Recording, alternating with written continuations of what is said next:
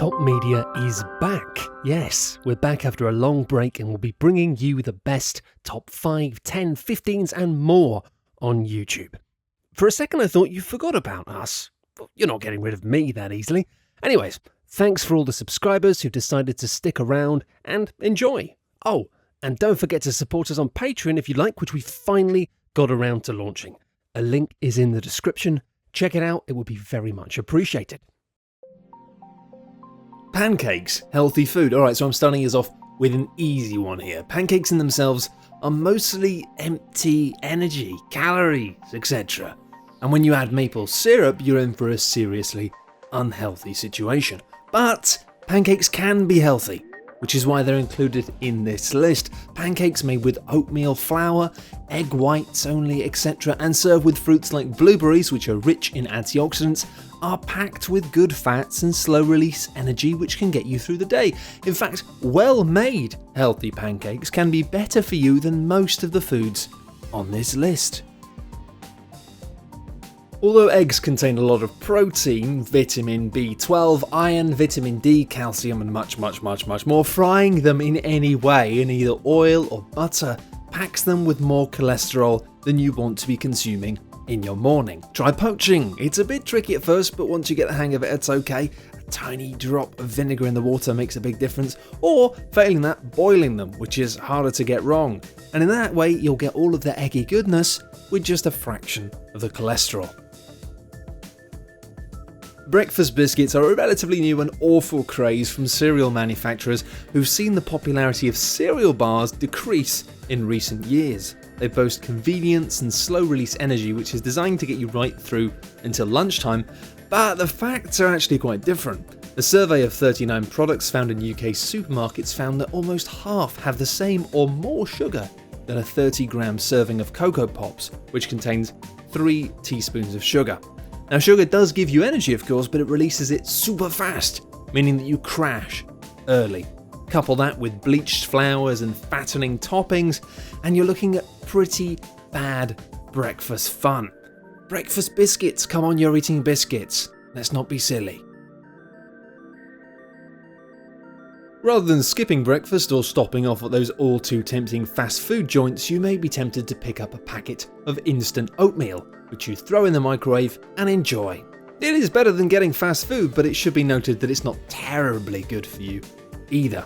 Instant oatmeal is low in both fibre and proteins, which means that you'll be desperate to eat again by mid-morning. Couple that with the amount of added sugar and other toppings, you might be better off trying something else completely. Look for non-flavoured oatmeal with 4 grams of fibre and 5 grams of protein per serving. Better still, just make your own with oats, pure, unadulterated oats, maybe a bit of salt, maybe a slight bit of sugar. Top it with some blueberries, blackberries or even strawberries if you're feeling a bit decadent.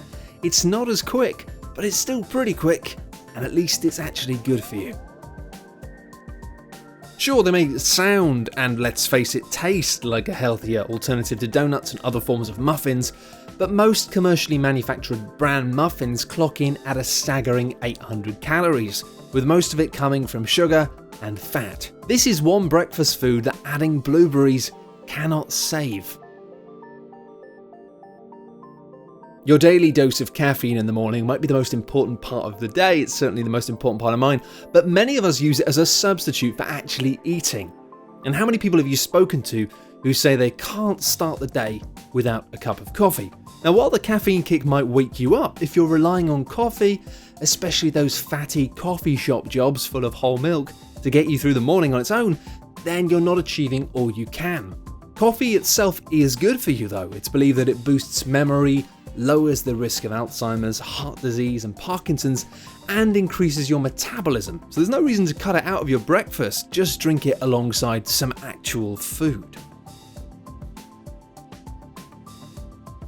Toast and margarine might seem healthy. I mean, after all, it doesn't contain saturated fat or sugar. Fantastic, right? Well, wrong.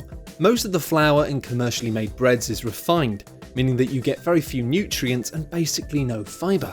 2 of bread's main selling points. It can spike your blood pressure and it means that you may also be inclined to eat more at your next meal. Margarine, meanwhile, has trans fats, which are some of the most unhealthy things that you can eat. Manufacturers create trans fats by adding hydrogen to vegetable oils in order to make them appear more like saturated fats, which are solid at room temperature. Studies are yet to prove that saturated fats cause harm, but trans fats are definitely bad for you.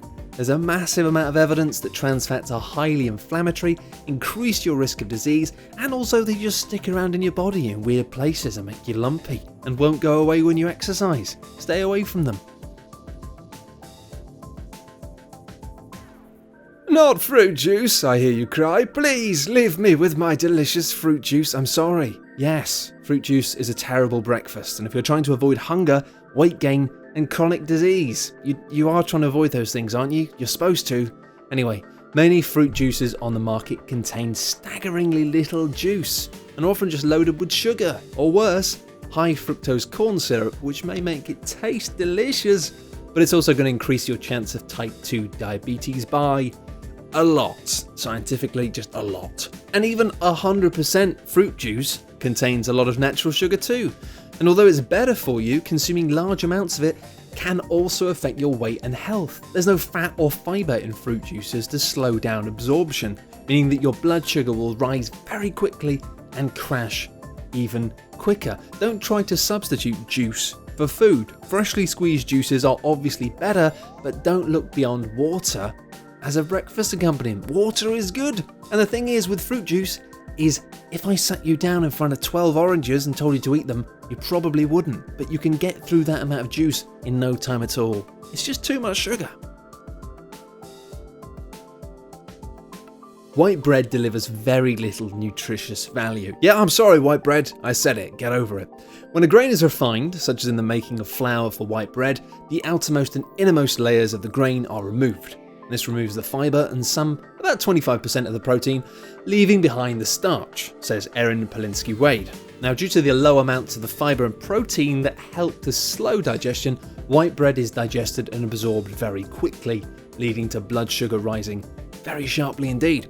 Also, research published in 2010 in the American Journal of Clinical Nutrition found that people who ate several servings of whole grains on a daily basis and a limited consumption of refined grains had less of a type of fat that increases the risk of type 2 diabetes. Basically, just try and lay off the white bread. Quick, easy, refreshing, the staple of breakfast foods for decades. Surely cereal can't be bad for you? Well, it depends. When cereal is bad for you, like the sugary treats which kids and adults alike love, it is very, very bad for you. Packed with sugar, refined flours, and suffers from many of the same vacuum of nutrition that white breads do, and that's before you add in whatever flavourings your favourite brand has. To keep your breakfast cereal healthy, look at granola with natural Greek yogurt maybe, unflavoured stuff of course, and plenty of fresh fruit to give you the slow release energy, vitamins, and nutrients that kick you up and get you going until lunch. Don't avoid cereal entirely, but chances are if your cereal is sweet and tasty, then it's not really good breakfast food. That's all for today, guys. Thanks for watching another Top Media video. Don't forget to hit that very important bell icon, the subscribe button, and to support us on Patreon. As they say, pennies make pounds, and your support would go a very long way for our channel.